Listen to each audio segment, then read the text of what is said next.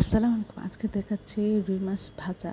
আমি প্রথমে মাছটা খুব ভালো করে ধুয়ে নিয়েছি। এর মধ্যে দিয়েছি আধা চামচ হলুদ গুঁড়া, 1 চামচ মরিচ গুঁড়া, 1 চামচ লবণ, আধা চামচ ধনিয়া গুঁড়া, আধা চামচ জিরা গুঁড়া এবং সামান্য একটু পানি আর আধা চামচ রসুন বাটা। মশলাটা আমরা প্রথমে আগে গুলিয়ে নিয়েছি, তারপরে সেই মশলা দিয়ে আমরা প্রতিটা মাছের পিছনে খুব ভালো করে এভাবে ডলে ডলে মাখাবো। এটা অনেক ইম্পর্টেন্ট।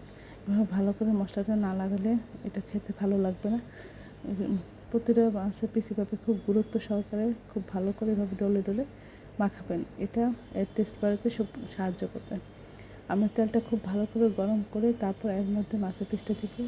লো হিটে এটা আস্তে আস্তে জাল করব। এক পাশ ভাজা হলে উল্টে অপর পাশ ভেজে নেব।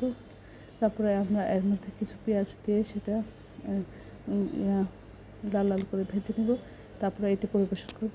অসম্ভব মজা হয়। আশা করি সবাই একবার হলে এভাবে রেসিপিটি ট্রাই করবেন। সবাই আমার চ্যানেলটি লাইক করুন, শেয়ার দেবেন, সাবস্ক্রাইব করবেন এবং প্রিয়জনকে বেশি বেশি করে শেয়ার দেবেন। চ্যানেলটি সাবস্ক্রাইব করবেন এবং আমার চ্যানেলে অন্যান্য রান্না রয়েছে, আশা করি দেখবেন।